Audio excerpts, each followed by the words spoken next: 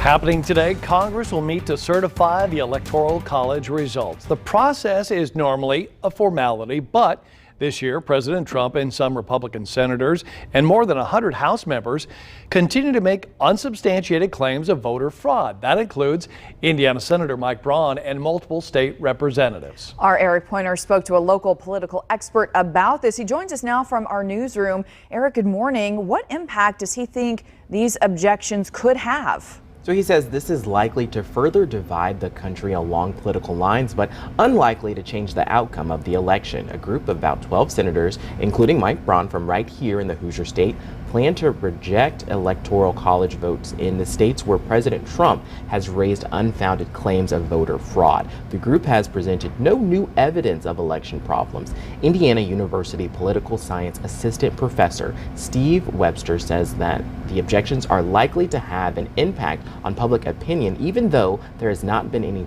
proof to support the claims. So there's been a handful of court cases, including cases heard by the Supreme Court. They've largely been rejected as not having merit.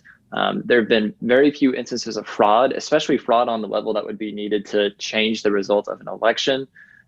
So there really is no basis in reality for the claims that some of these members of Congress are making. Webster says while Republicans have the votes they need to lead the debate, Democrats hold the majority in the House.